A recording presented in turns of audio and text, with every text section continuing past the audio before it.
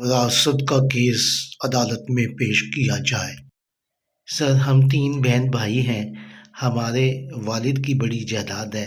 والد نے مجھے آگ کر دیا تھا اور اپنی زندگی میں مجھے نکال دیا۔ اب وہ فوت ہو گئے تو میں جائیداد لینے کے لیے اپنے بھائیوں کے پاس آیا، لیکن وہ مجھے جائیداد نہیں دے رہے۔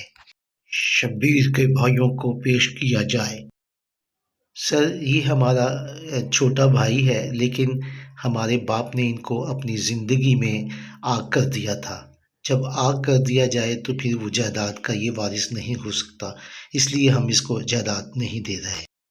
وکیل صاحب، آپ بتائیں آپ کا کیا موقف ہے؟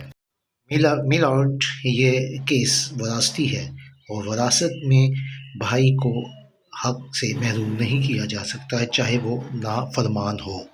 بیٹا نافرمان تھا، لیکن باپ کے مرنے کے بعد اب وہ اس کا وارث ہے، لہٰذا اس کو ہر صورت پر جائیداد دی جائے۔ میلارڈ، سپریم کورٹ اور ہائی کورٹ کی بھی ججمنٹ موجود ہے جس میں کہا گیا ہے کہ نافرمان بیٹے کو وراثت سے الگ نہیں کیا جا سکتا۔